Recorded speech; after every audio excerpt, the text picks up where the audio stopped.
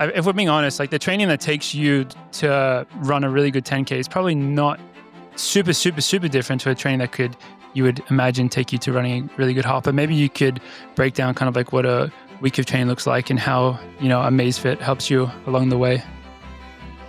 Yeah, so Dear Grant, right it's now me again. I'm kind of doing... I always knew you were fast, but I didn't think you'd outrun us this quickly. While we were busy counting your records, you were busy building a life we only saw in the mileage. And now I'm running like 105 to 115 with less intensity, but the volume is up. New distance. I've never really raced on the roads before, so a lot of new stuff. A blank slate on the roads and a new chapter at home. You are stepping into the unknown. Double the distance, double the stakes. Keeping a closer eye on your heart than ever before. I've been using heart rate data a lot more now, just because that's continuous and I can see in the middle of a rep. The armband that AmazeFit makes is really nice. It's like way less invasive than a chest strap. You can see when you're fatigued. While you were monitoring your heart, I was busy protecting mine. We even had a little thing here, a Grant's Girls bit that you were completely oblivious to. We had a fun little recurring segment a couple of years ago called Grant's Girls, which you may or may not be aware of. It's like a rose, and then it says GG above it, which is stands for Grant's Girls. Little. I did not know that. No, Grant, you didn't. But as it turns out, the only Grant's Girl that ever really mattered was the one waiting for you at the finish line. Hi, Grant. So it's only right, since you're on the Coffee Club pod, that you should explain what is a cafecito and how do you make it? For anyone who didn't know, that question was from the Grant's girl, Grant's fiance. Congrats for wrapping that segment up by actually getting engaged. Yeah, we didn't report on that. Congratulations on the win, Grant. In running and in love. Love, Grant's Girl. Find out more on the Coffee Club pod. Coffee Club, Coffee Club. Grind your beans and grab your favorite mug. It's Ollie, Morgan, George, and Gus. It's them boys from Coffee Club. Boys from Coffee Club. Hello, everybody, and welcome back to the Coffee Club podcast for episode 220.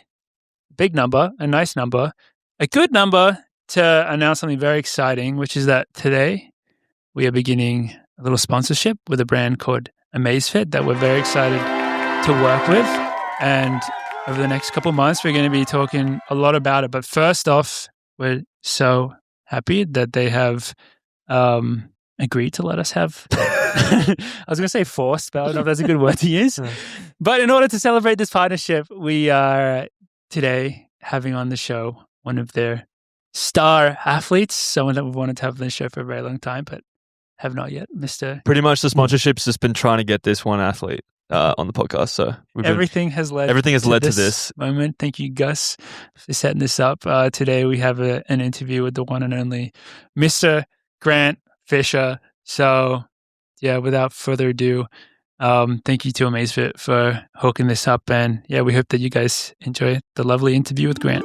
Well, look what we got here. We've finally caught the big fish. Mr. Grant Fisher is joining us today. First off, well, we're so excited to have you on, Grant. But first off, how you doing, man? How you feeling since Milrose? I'm feeling good. I'm feeling much better than I did while I was at Milrose. I got a little sick and took me a while to feel normal again, but feeling good, been training well, and haven't been sick since. So I think something was going around either at a New Balance Grand Prix the week before or at Milrose, and maybe I was a contributing factor to some sickness too for other people. But dude, I ended up with pneumonia. I got like a chest x-ray and stuff, and there was a bunch of fluid in my lungs. Like, I was just coughing like crazy, but good now. Who are you laying the blame on at New Balance? I don't know, because some people pulled out of New Balance. I think it was just a combination of just like that time of the year, people are getting sick, and it was also just 0 degrees outside, and I was running outside quite a bit, not on the treadmills, which maybe was a mistake. And dude, I got hit hard, but I'm not pointing fingers. He's not into that. He's above that. Where have you been spending your time recently training? We know that you're just in Flagstaff now. We know that sometimes you go to Phoenix for training camp during the winter months of the year, and you obviously live in Utah. Where have you actually been training for, this kind of big training block leading into these races? Yeah, so every winter I leave Park City because there's usually too much snow, and I go to Flagstaff where there's usually less snow. But this year there's been like no snow in the West at all, so I probably could have stayed in Park City the whole time. Um, I'll drop down to Phoenix like for a workout, but this whole time I've just stayed up in Flagstaff, and weather's been really good. I mean, we've had a handful of days where it snowed, but hardly anything significant. So I'll stay up here until New York City half, and then after that I'll go back home to Utah. Was your plan always just to run? Well, I guess the plan was to do 2 indoor races, and then ended up just being one. That was the plan all along? The plan was actually to do 3. So the plan was to do New Balance Indoor Grand Prix. That was going to be a 2K. Millrose was going to be a week later, a 2-mile. And then 2 weeks after that, I was either going to do the Valentine meet at BU and run a 5K, or go to the JDL meet that same weekend and run a 5K. But after I got sick, I was just like, I was kind of still sick, like leading into that February 14th weekend. So it was just not in the cards at all. So I ended up just having a 1 race indoor season, which is kind of lame, but still got more stuff to do. Yeah. I mean, considering that you have this big looming race of the New York Half Marathon, which is not far away at all, that's very impressive that you did still want to take on such an indoor season, and like really cool. I mean, and I'd love to dive into kind of how you go about structuring your training when you have these different races in mind. And we have to give a massive shout out to AmazeFit for putting this all together. Obviously, they've sponsoring you now along with many other athletes. And we're going to have a recurring segment in the coming weeks of like kind of our AmazeFit training talk. And what better way to get it started than today with Grant, talking about his training going into a half marathon. And we know how much people love talking about training specifically for the roads. But yeah, what has the build up looked like, taking into account that you were going to do this big race, the half marathon, the New York half marathon, but then also try and do these much shorter races? I mean, you dropped all the way down to a 2K at New Balance, and you ran pretty much the world record, just a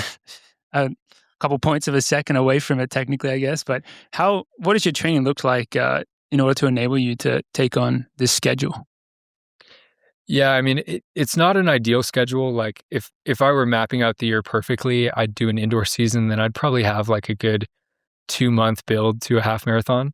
But there's so many things in the schedule that I want to do. It's so hard to like carve stuff out. So, especially after deciding not to race that February 14th weekend, that BU and JDL meet, it gave me like 5-6 weeks build to this half marathon, which is pretty good.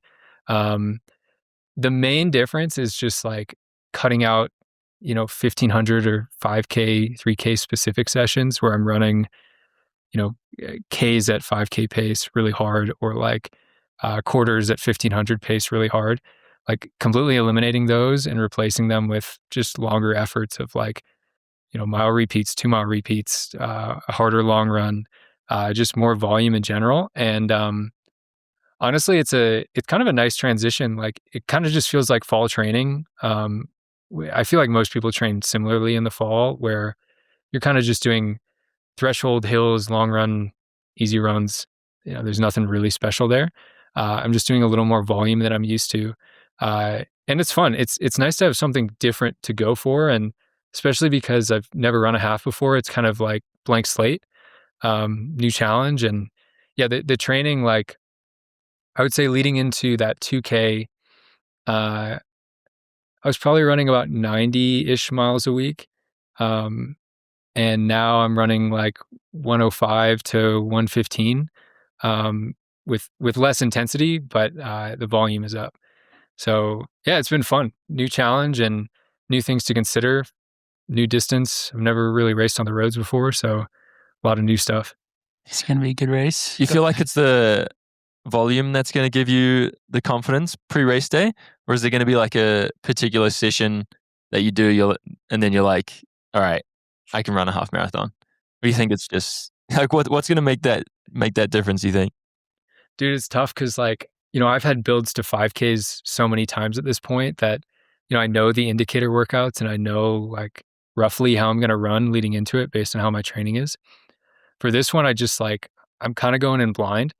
Even if I run a good like, indicator workout, like I don't entirely know how that translates to an hour of running yet. Yeah. So I think it'll be a combination. Like I'm happy that my body can handle this type of volume. But at the same time, like the longest I've ever raced is like 30 minutes. So this is double that length. And I've always raced on tracks. So like judging the hills and wind and, different turns and stuff, like, I don't know, man, I'm kind of going in blind. It's really going to be hard to like predict how I'm going to do, I think. Like I have confidence that I'm going to do well, but I just have no idea going into this thing. Yeah, it is a bit of a tough one because there's so many factors that you just mentioned. Because you're completely correct. There's not only the distance difference, it is also a whole new terrain with the roads and just the style that those races are and the elements that you kind of face. And you are going to be racing a lot of guys who that's their bread and butter. So I think it's a great place to go do it, to debut for it, because you know that you're going to have a quality field. You know that you're going to have a lot of other athletes that you really don't have to overthink it. All you have to worry about is just actually racing these guys, and that's going to take you to a really, really solid result in the end. Maybe we could go through specifically, you could break down a little bit of what your training week looks like, just kind of day to day. Nothing, it doesn't have to be too specific, but is it still kind of like the 2 session days a week that you do in order to hit those miles, or have you changed that up a bit? Because we know that from following you that historically you've loved a big solid long run. So you've already been doing, I mean, if we're being honest, like the training that takes you to run a really good 10K is probably not super, super, super different to a training that you would imagine take you to running a really good half. But maybe you could break down kind of like what a week of training looks like and how, a maze fit helps you along the way. Yeah. So right now I'm kind of doing alternating weeks of 2 workouts in a long run and 3 workouts in a long run. So I'll kind of give like an average week of those 2. So usually Monday I'll do a double easy run. So that'll total up to like 12 or 15 miles on the day, just of easy running, and maybe a little gym work on that day. Tuesday would be a very traditional like double threshold day. Normally in the track season, I would do something like 6 times a mile, or 3 times 2 mile or something that would total to 6 miles of threshold work. Now I'll push that to about 8 miles of threshold work in the morning, and then another 6 miles of threshold work in the afternoon. So those days, like, it doesn't sound like much, 2 extra miles of threshold, but it really adds up, and it's hard to get that effort right. In doing that, like, I don't know how in the weeds you want me to get here, but I often use lactate to guide a lot of my training. But the trouble with lactate, as you guys know, is you have to stop and, prick your finger or prick your ear or something and get a blood sample. So it's not very useful in the middle of a rep. You can kind of just figure out afterwards if you hit the right effort or not. So I've been using heart rate data a lot more now, just because that's continuous and I can see in the middle of a rep if my heart rate's getting too high. And a lot of these threshold days I'm doing on the roads now, whereas I normally would do them on a track or on a treadmill. And you can see pretty acutely, like when you're going up a hill, that your heart rate is spiking. I've been trying to work on like in race nutrition lately, and drinking from a bottle is tough when you're running like 4:35 pace or 4:45 pace. It's a lot harder than I thought. So I'm trying to monitor the heart rate, make sure that when I'm drinking from these bottles or taking a gel, my heart rate isn't going crazy. And same thing going up and down hills, like trying to smooth that out as much as possible. And heart rate kind of allows me to get instantaneous feedback rather than waiting for the lactate reading afterwards. So those are Tuesdays. Usually on a Wednesday, I'll have 2 easy runs again, totaling about 15 miles. If I'm feeling really tired, I'll total it to 12. The next day, I'll probably do another double threshold day. So 6 to 8 miles of threshold in the morning, another 6 in the afternoon, ideally on the roads again. Then, what is that, Thursday? So Friday would be easy, Saturday would be easy, and Sunday would be a long run. I've bumped my long run up to about 20 miles now, and I like doing kind of some pickups within it, especially towards the end. So maybe the first 15 miles at kind of a steady, hard pace, like 5:45 pace-ish, and then the last 5 at something like 5 flat pace, just to get a more continuous effort.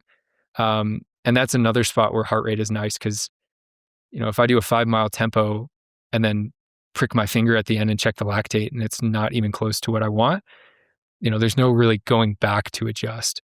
But if I'm checking heart rate throughout, which the armband that Amazfit makes is really nice. It's like way less invasive than a chest strap. So you can kind of get that instantaneous feedback throughout it. And the other nice thing about it is you can see when you're fatigued. If you've monitored the heart rate over and over and over, you can see days where like you're working really hard, but your heart rate's just not getting up. Good indicator that you're just a little fatigued and need to take it easy for a day or two. So yeah, that'll total up to about, depending on the week, 100 to 115 miles. And it doesn't feel as hard on my body as 90 miles a week with like 1,500 and 5K work. It feels like lighter on my body overall, which is kind of weird. But that intensity just really adds up on you. Yeah, that's kind of the same feedback we got from Clicker and those guys, shifting from adding 20 more miles but taking out the intensity, and it actually makes it like very doable. Your body does feel better, but then you do have like this kind of more creeping fatigue, which Grant kind of mentioned, with like those days where like your heart rate is just like not going up as high. That's definitely how I felt in it, which is something I guess.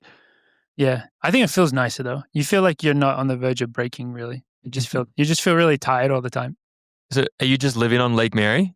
Like, where are these road or show sessions happening? Sometimes on Lake Mary, yeah, and then sometimes down in Camp Verde.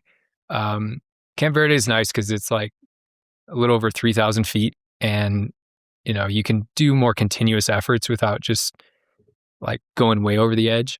Like if I tried to do a 5-mile tempo on Lake Mary and tried to keep my heart rate and lactate kind of stable, I just have to break it up, or I'd have to like progressively go slower to maintain that heart rate or lactate. Just because you're at 7,000 feet. But at 3,000 feet, I can maintain it a lot better and kind of get the right effort and repeat it over and over and over. So those are my 2 spots I've been using for kind of road work. When it snows, Camp Verde is nice too because there's way less snow there, usually no snow. But yeah, it's different. I mean, I agree with what Klecker said. Like, it feels like, obviously this isn't an exact science, but for every mile of like 5K intensity or 1,500 intensity you give, like, I feel like the trade-off is like 10 miles of just easy volume. Yeah. Like, it's crazy how much more like abrasive on your body that is. Yeah.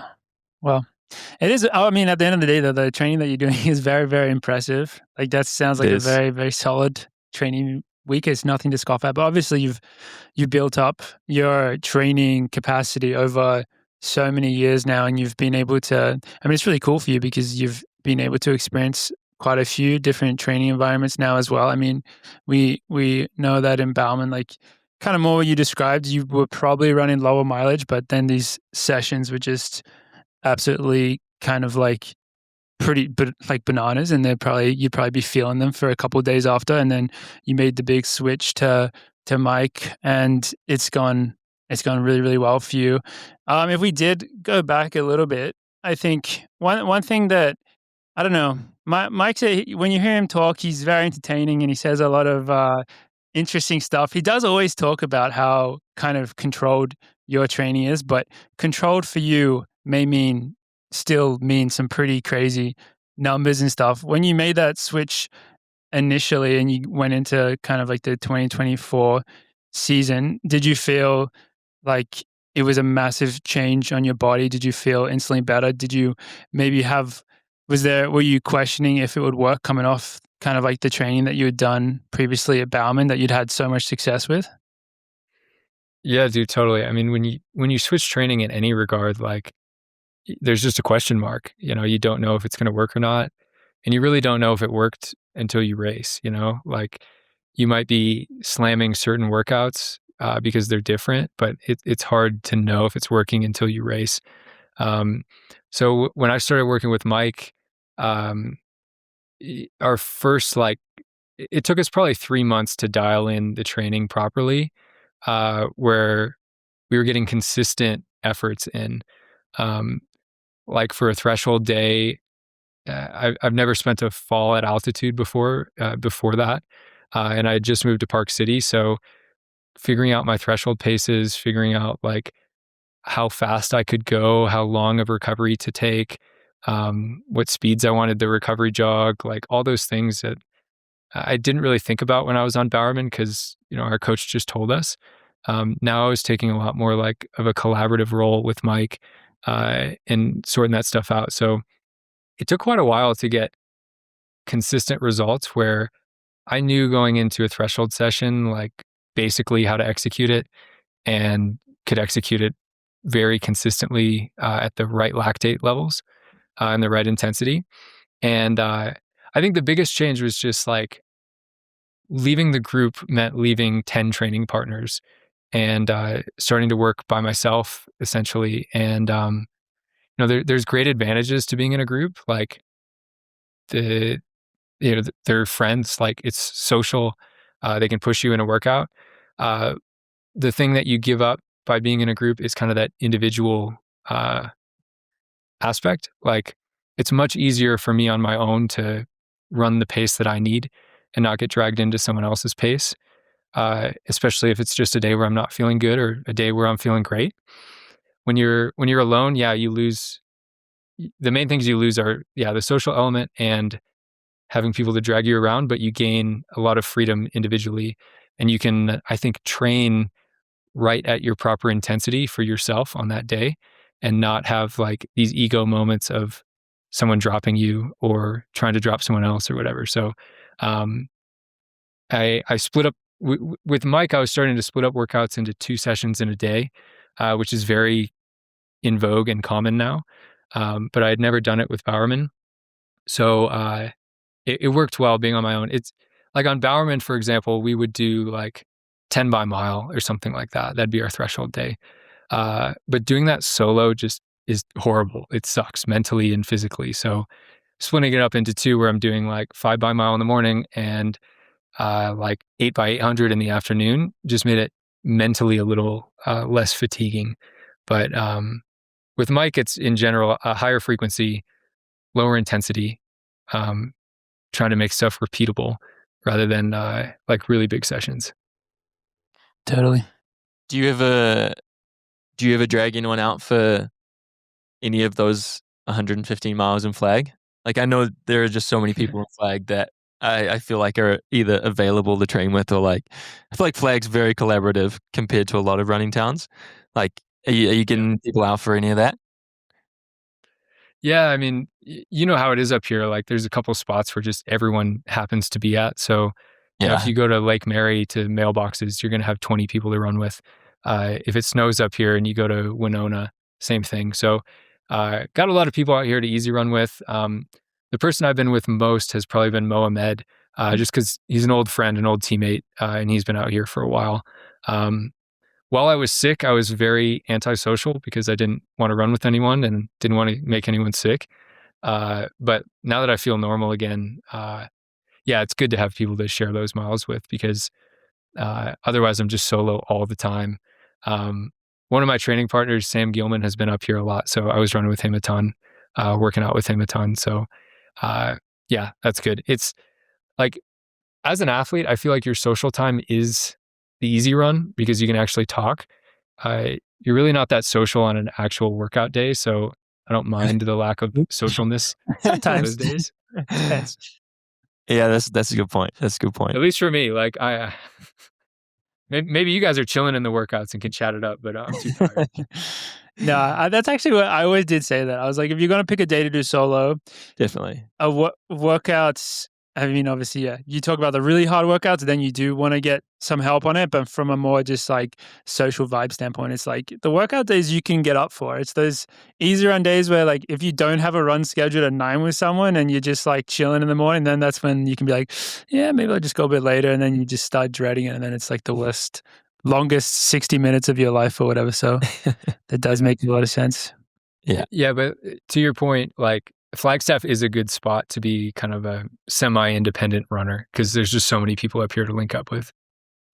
Yeah, for sure. Hey, Boulder's not bad. You know, us semi-independent runners, you know, we have Tell us more. we have groups. I have training partners. Yeah, the semi-independent boys. Yeah, it's a lot of fun. It just takes effort. That's the thing. That's the difference with a team. With a team, it's like someone else is telling you to like, okay, we're all running this time. When you're semi-independent, I'm going to start using that. You have to actually text someone and be like, hey, you want to run tomorrow? And sometimes, you know, you're just a bit too lazy to do that. See, that's I feel like what happens somehow in flag, it happens without. Well, actually, maybe not. Because of Haas, maybe Haas is like got his team there, and then everyone that's related to him, or everyone just knows the spots and the times. So the network is just way more connected. Fair. Yeah. There's limited spots sometimes, especially in the winter. I bet in the spring and summer when things have melted off, it's a little better. But when it starts to snow, a bunch of the stuff that's covered in trees just never melts. So your spots become like limited decently quickly. And same with track access. Like a lot of times people go down to Cottonwood or Sedona to work out, and there's certain hours that you can get on. So you show up there and there's 30 other pros. So you kind of get like potential crossover, or like just when you have, I mean, I don't know how many pros are up here right now. I mean, through the winter, sometimes there's like 50 pros. So if there's only 3 spots to easy run, you're going to see quite a few people every day without really trying, you know? Yeah. Do you for your sessions, you mentioned getting on the road a lot now. Do you still use the treadmill for sessions, or you try to avoid that if possible? I'll still use the treadmill. Oftentimes for like an afternoon threshold, I'll use the treadmill where I'm targeting like a lower effort. My main longer sessions, I'll try to be on the roads just to get that feel and get used to it. But a lot of times in the afternoon, like especially being semi-independent, it's nice just to get on the treadmill and like click your headphones on and just, you know, get it over with. Running outside is objectively harder than the treadmill. And sometimes it's nice just mentally to hop on the treadmill and, you know, press start. Yeah, definitely. Get a little ego boost from the yeah, can I just say I'm the opposite. The treadmill is there's a lot of people out there who the treadmill is like an ego boost. Like you guys probably follow Jimmy Whelan on Instagram, do you? The cyclist. I don't know if you know, he's an Australian guy. I've seen some clips. Grant, who was a pro cyclist and now he's transitioned to running, and he already ran like I think it was pretty much a 61 flat half. So he's pretty good, but he just does the craziest treadmill workouts. Like I look at his treadmill workouts and I'm just like, I couldn't physically do that on ground, like on a track, like with bicarb and tapered and stuff. So it is like for some people, whereas I'm the opposite. I have to run slow. I did a treadmill workout where I was on my last rep and I was using heart rate and I just kept going slower and my heart rate kept going up and I kept going slower and it was the most demoralizing thing ever. But enough about me. Back to you, Grant. One thing that was cool, because you know I've done some road running in my time as well, is, you know, when you come from such a track background, like you mentioned 4:30 mile pace, you've probably run so many 4:30 miles in your life on a track, and at some point they become, I guess you wouldn't use the word easy maybe to describe them, but you know what that rhythm feels like and it feels comfortable, maybe is a better word. Whereas I think on the road, for me at first, 4:30 mile pace was like, oh, I'm like sprinting right now. Is that how it felt for you at first? Or did you have a pretty smooth transition to those kind of more race specific paces on the road? I think like in general, I've found that roads are harder than the track. You know, on a track, you have a flat surface with consistent turns and, a surface that's kind of optimized for running. Like that's what a track surface is made for. The roads aren't necessarily optimized for running response. So, you get ups and downs, like even the road, like very rare to find a perfectly flat road where there's no lumps in it, On the track, you just never have to think about that. So I think it slows you down just a little bit. And yeah, dude, I agree with you. I did one of my first threshold sessions of this build. I was trying to run like 4:45 pace, and it was hard on the roads. It was too hard. So I slowed down a little bit. I could do that on a track all day long. So I'm hoping the more I do it, the more used to it I get, and the more it just feels the same as the track. But I think there's just more variables on the roads that just feels different. The roads could be easier if you get like a slight downhill the whole time or like a tailwind. But most every course out there, you have to face the wind at some point. You have to come up the hills at some point. So, I think the road, like if you imagine just a flat course with track surface instead of road surface, I think that would feel way easier just because it'd be, rubbery and springy and perfect footing, So yeah, I'd say roads are a little tougher. Makes sense. Did you, I know we're jumping around a bit here, but did you learn anything from your exposure, your proximity to all the BYU crazy roadrunner guys? Being in Utah, I'm sure maybe you witness first person, or you at least hear about. You probably know very well how those guys are training. I mean, they're very open with like essentially how they operate. Is there anything from them that you took into account?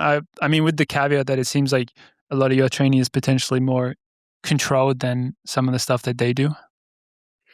Yeah, that group down in Provo is, the one of the best marathon groups in the country right now. It has been for a while. Their training is slightly different than mine because they go on a 6-day schedule and then take the 7th day off, Sunday. So they pack in a ton of mileage and intensity into 6 days. I went on a long run with them several months ago and was kind of watching how they take bottles and gels and stuff. That's something I've never taken fuel during a race just because my races are usually too short. And I tried doing bottles on that run and gels, and I was like choking on the bottles, even running like 5:45 pace. It was really hard. And Connor and Clayton were just, downing a bottle in like 30 seconds. It was crazy. So like watching how they do it and watching like, I don't know, their like drinking technique was kind of eye-opening.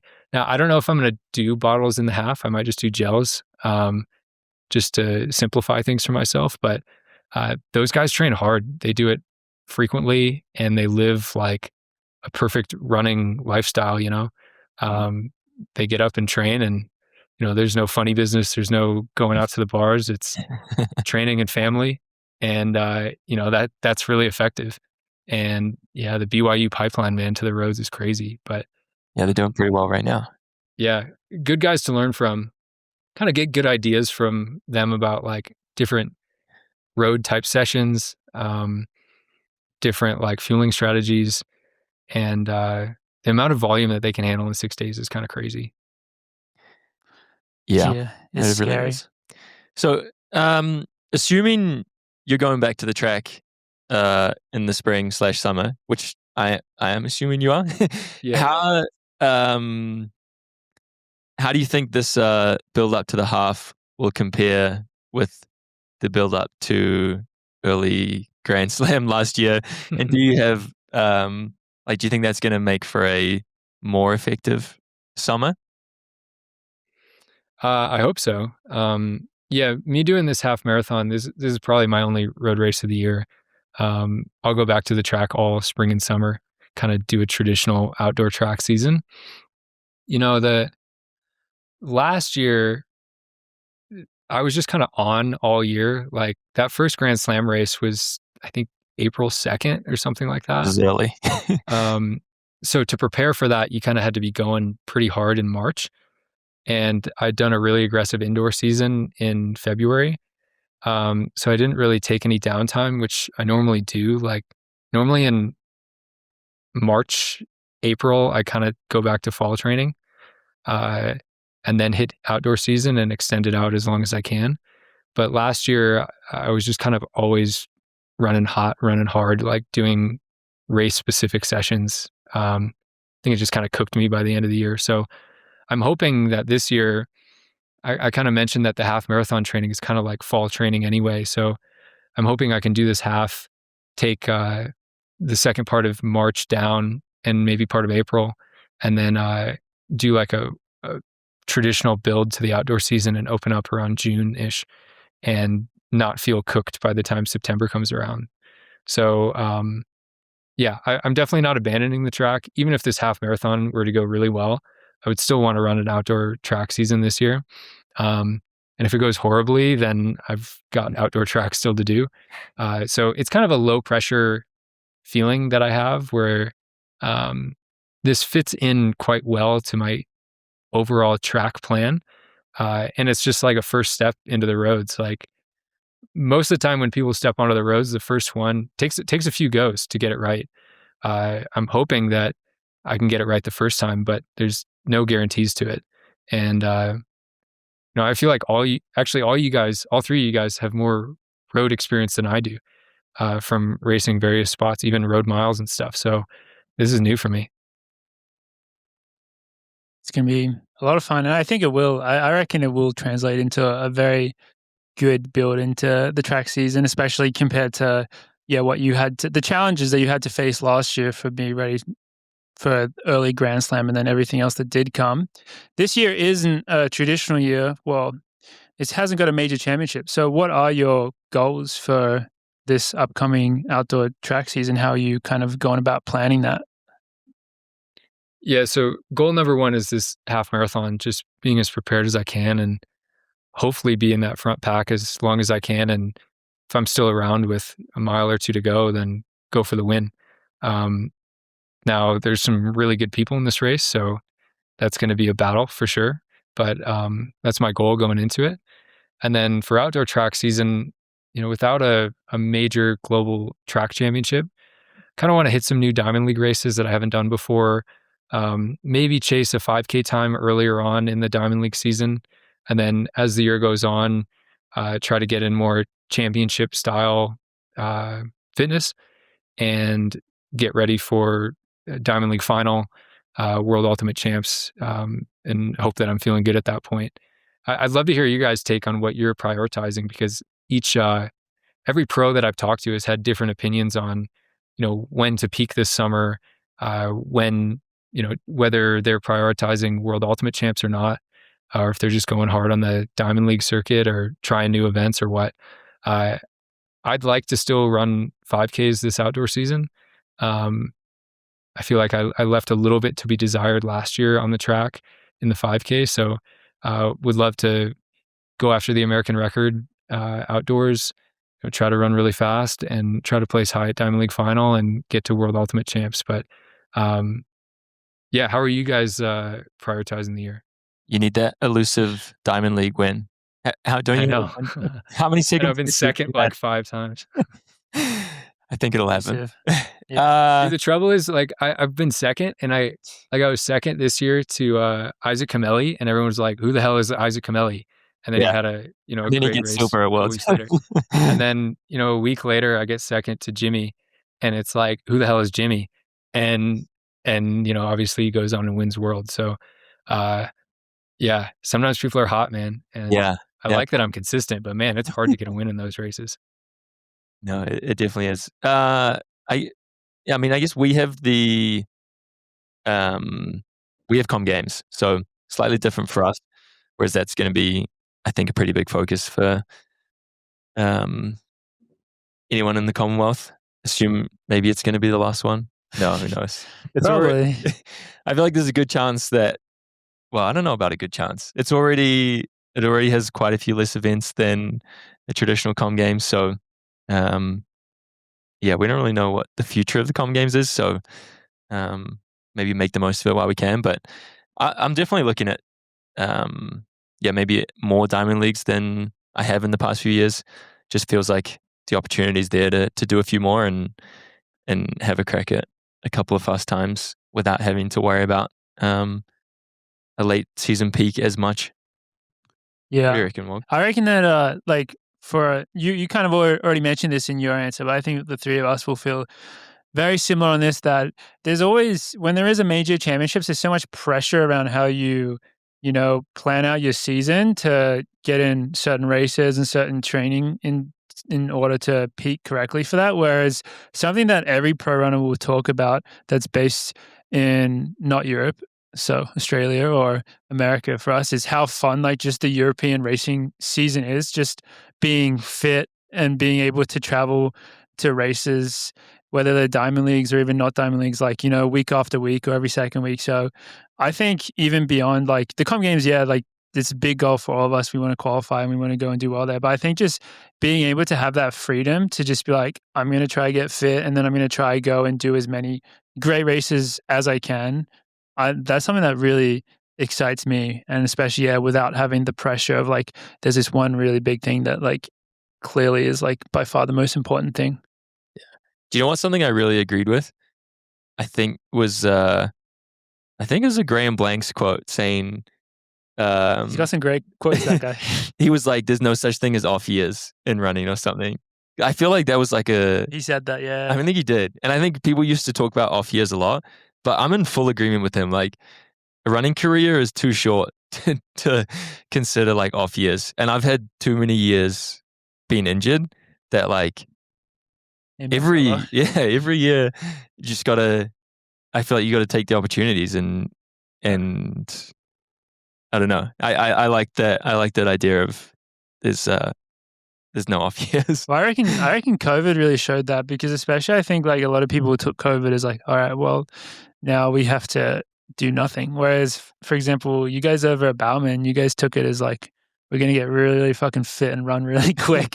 And everyone's like, oh, we could have been doing that this whole time. Yeah, that's like makes way more sense to go out and do. So, I think the kind of trajectory of the sport, I think maybe those off years when it's like, it felt like the sport was kind of like a bit stagnant's not the right word, but it was like the same every year. Whereas now the graph of the sport is just up and up and up and up. And so it's like, you have to hop onto that and you have to get momentum and you have to keep improving all the time if you want to be able to be competitive. So yeah, you can't really take, I guess you can say people can take downtime, especially like people take time off and then they come back even stronger than before. But no, I definitely get what you're saying, especially after all the injuries. I think Ollie, you're probably the same. We're just going to go try race a bunch in Europe. Yeah.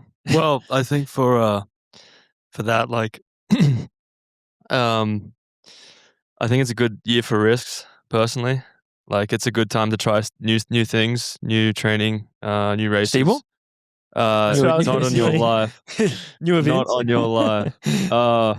But yeah, I think that the half marathon, for example, like that, I think is a really cool thing that you're doing, and being able to push yourself and put yourself in a position where you can learn a bit about yourself as an athlete is always something fun, because you're such a consistent athlete as well as one that's very experienced, and putting yourself in a position like that just shows that you're willing to still grow. And I think leading into 27 and 28, it's a good year to have that kind of momentum. So for me, hopefully running a couple of 5Ks and com games. I mean, the elusive Diamond League win will come.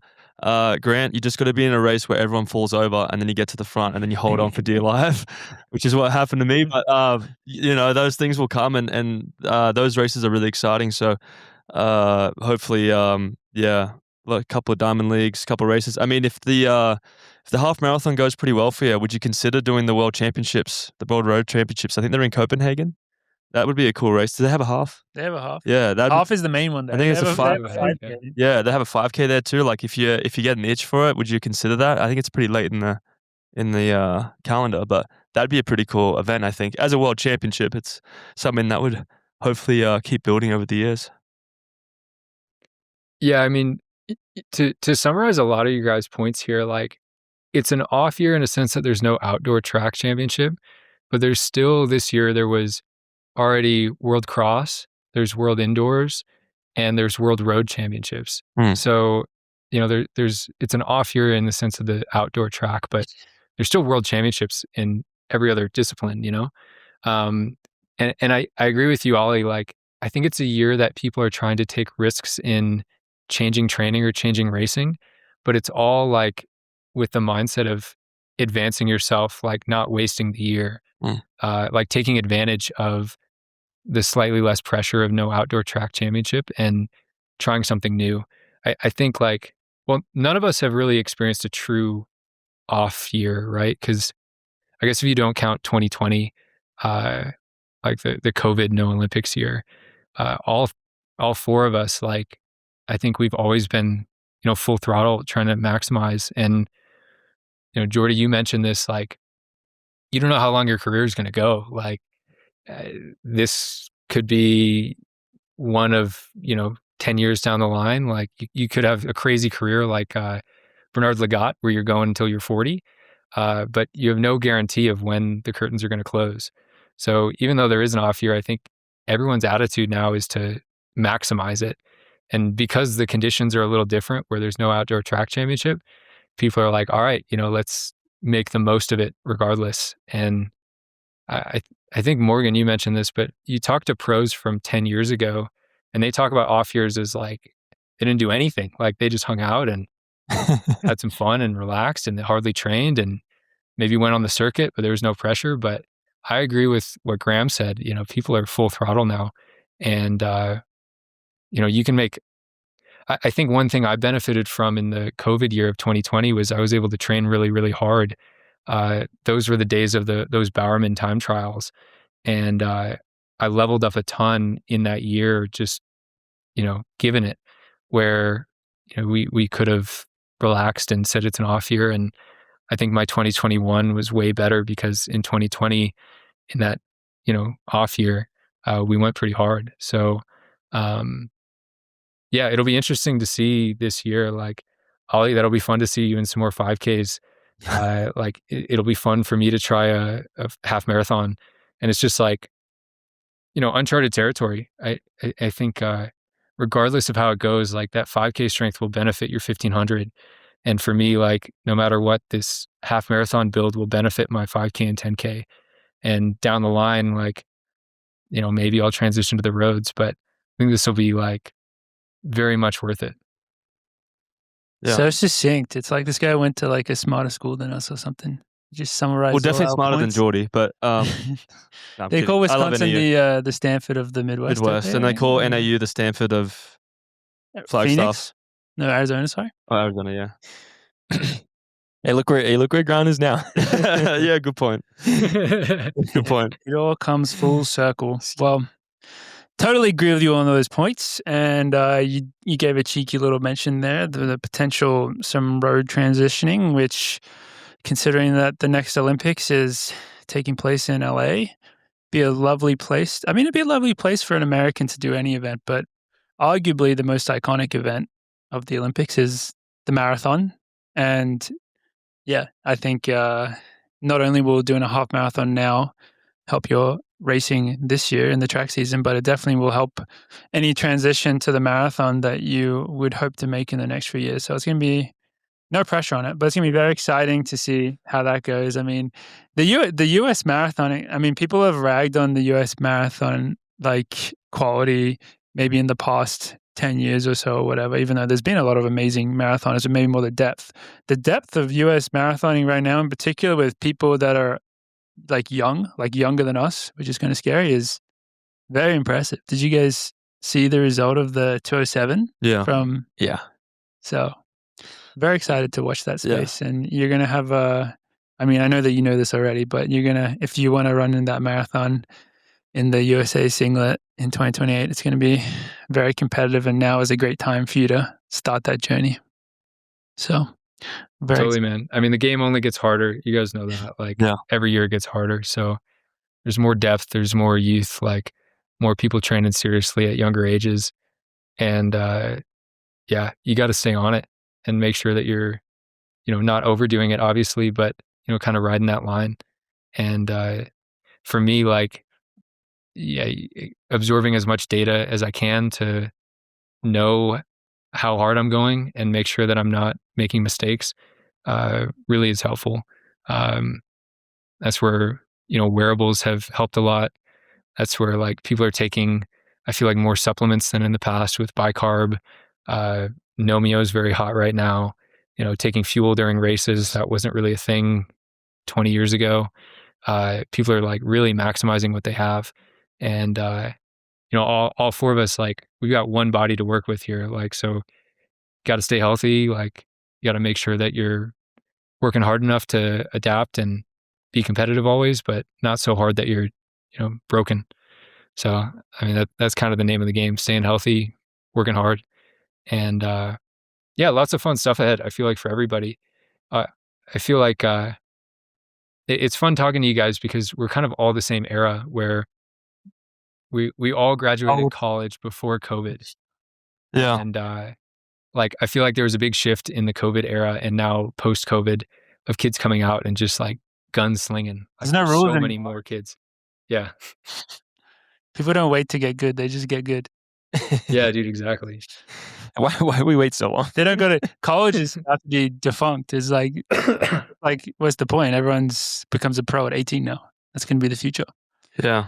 But it's been so lovely to finally have you on the show, Grant. I mean, we've obviously talked about you a lot on the show because of who you are, and we had a fun little recurring segment a couple of years ago called Grant's Girls, which you may or may not be aware of. You're actually on one of our, well, maybe we have to pay you royalties for this, but on one of our shirts, there's actually like a little Easter egg for that. You probably don't know about this, but there's like a rose, and then it says GG above it, which is stands for Grant's Girls. Little.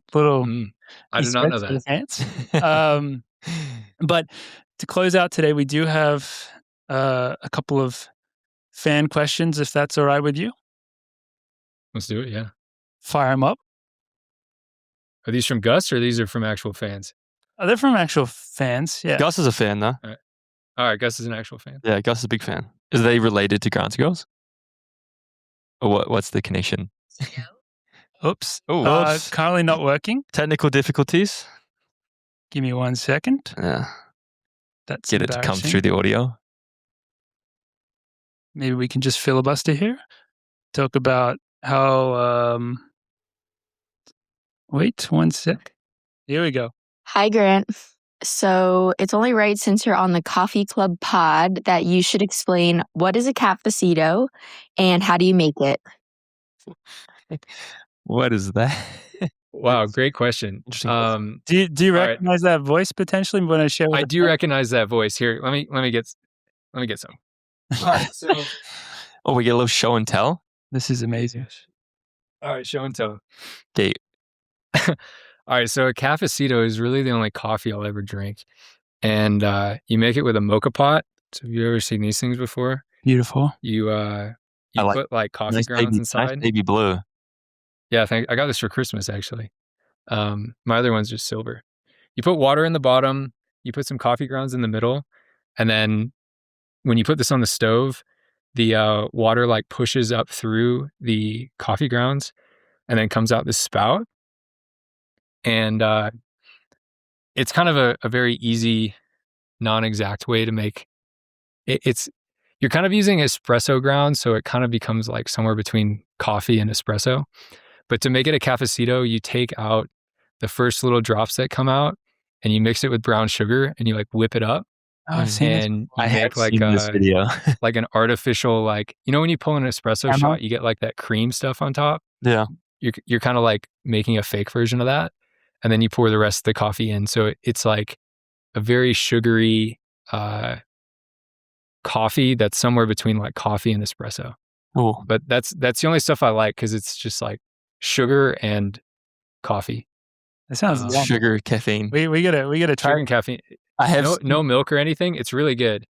And I usually use like, here, I'll get some more show and tell. I've seen videos of like the time I've seen this, it's like an Italian nonna. Yeah. It's funny because I've tried to actually whipping do this this up. and I've never done it well before because you really there's have to a like whip method it. to do it. Yeah. You Like need she the was actual going, thing. she was going ham in this Yeah, video. you got to work the wrist, man. to get it to fall. Dude, all right, this is the jet fuel right here. Cafe Gus. I've seen that before. Cafe Bustelo. Costello. Bustelo. There's another brand I'll use sometimes called La Llave. They're kind of like Cuban style coffee type stuff. I think sometimes people call a cafecito like Cafe Cubano. It's good stuff, man. You can make it in like 3 minutes, and you don't need fancy stuff. I'm sure. So Sam Gilman, I've been living with up here a bunch, and he's a much more sophisticated coffee guy. He has the he DM'd me about that machine that he just recently got. He got the G7. Dude, he has a suitcase for it. Yeah. There's like a custom suitcase. You get a custom suitcase for it. So I have the La Marzocco Linea Mini, which is like when you go to a coffee shop and they have the big La Marzocco. It's just a mini version of that. Yeah. Sam, we talked about coffee when we were in China for indoor.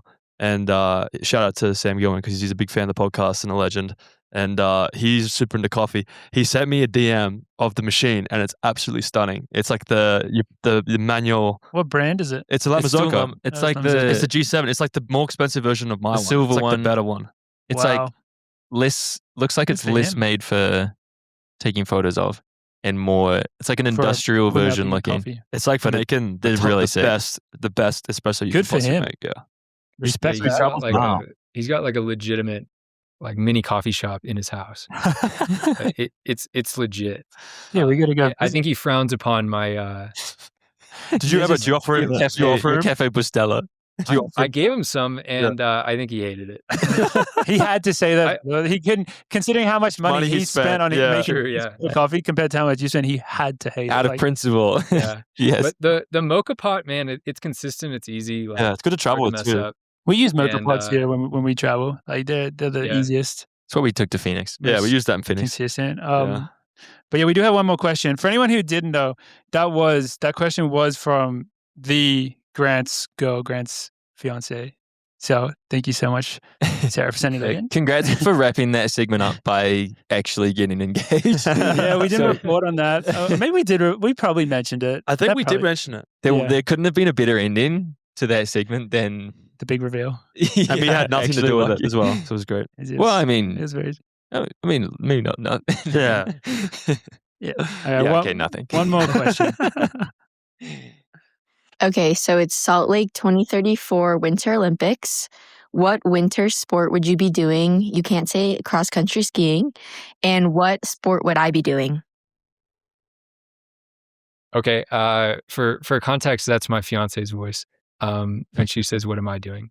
So what I would be best at would be cross country skiing, and that's what I would prefer to do. And I'm also going to disqualify biathlon because that's like mostly cross country skiing. That's one where you ski and then shoot the gun. So if I can't do those, probably long track speed skating. Great answer. Ooh. I think the longest event they do is 10K. They roughly go twice as fast as runners. So I think that race usually takes about 15 minutes, maybe a little quicker.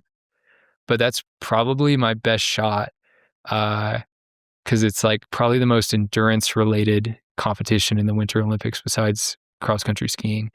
So I'm going long track speed skating 10K. I will be 37 at that point when the games are in Salt Lake. So Peak age, I would say. Hey, the for that. mass, the long. I don't know if it's called long track. The mass start one was just won by a 40-year-old from the Netherlands. Really? Yeah, Speed skating. speed skating.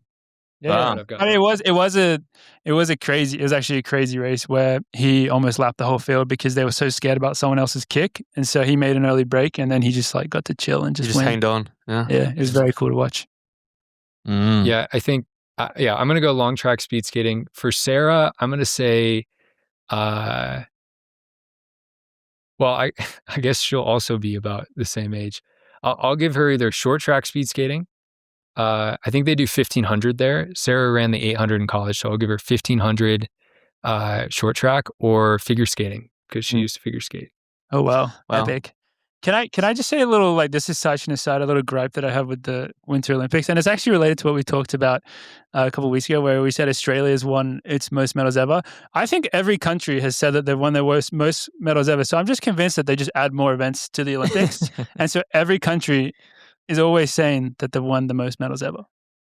Is that not fair? I think that could be fair, but I also do believe that globalization is actually like a thing, and like a lot of people are now getting more access to these facilities to be able to do things. Like to see Jamaica had their first bobsled team back since the 90s. Since the movie, right? Since the movie. And cool, their right? start, I don't know if you guys watched it. I was like super into the Winter Olympics. Their start was faster than anybody else. I They were wonder still why. the fastest, but they just couldn't like. They were just getting better, but they just weren't good enough to. It was actual track runners. That was Yeah, on they were their track team. runners. Yeah. Well, on athlete, she does the Winter Olympics and the Summer Olympics. The German sprinter. Really? The name's eluding me. Do you know who I'm talking about? I think I do, but I can't remember. She the name. competed at the Winter Olympics. I think she medaled in the two woman bobsled. Yeah, I think it's just like Heard about that. globalization, but maybe they're putting in more events. The curling was on like the entire time. It was all curling. But the curling's the same event on every day, so it's kind of a letdown. Yeah. They had some runners in the skimo. That was like a they did. new event. I Yeah. don't know if you guys saw that one. But yeah, Winter Olympics. I mean, I don't like just put cross country in there. Come on, just make that happen, and then we can. Well, there is talk about in 2034, the Utah organizing committee is talking about adding cross country running. Yeah, which would be sick. Get them on Roughly at the that. same spot. Like the cross country ski course is in a place called Soldier Hollow, which is kind of by Park City. It's in Midway, which is maybe 25 minutes away. And there's talks right now about adding cross country running. It wouldn't be that hard. I feel like they could basically just put it on the same course after all the skiers are done. So Yeah. they don't, like, Just tear it up. on the snow. Just chuck it on there. Chuck in the what's it called, cyclocross as well. I think that's what Yeah. Why not? It'd be fun. Cyclocross. I mean, it'd be fun. I don't know how it'd hold up at 37 on like the ice and snow, but The snow it'd be fun. down, Believe in you just you. have long spikes. I believe it. Yeah. Age is just a number. Totally. Well, Grant, thank you so much for joining us today. It's been absolutely amazing having you on here. Thank you to Amazfit for kind of setting this up and for supporting the both of us. We really appreciate it, and we're very excited to talk more about Amazfit and all its great features in the coming weeks. But yeah, Grant, thank you so much for joining us. Yeah, thanks guys. Yeah, this was fun. Yeah, all the best in a couple of weeks. Yeah, best of luck, man. Half marathon time. get it. Everyone should tune in. It's actually he's- going to be a sick race. He's also part of Coffee Club Track Club now, so we can claim him. Gus has claimed Yes. him in the roster. Dude, so that's big for our that's team. big for our team. There's a big pickup. Yeah. I thought Morgan and I were semi-independent TC now. Yeah, we can start. You can be part of multiple teams. It's a shadow organization. Yeah. It encapsulates anybody that is agreed to be on the Coffee Club podcast. I like that. I'm going to start. Send me like a an independent YouTube channel Coffee or Club something. TC. Sounds good. All right. Thank you, Grant. See you. Thank you, Graham. All right, see you guys.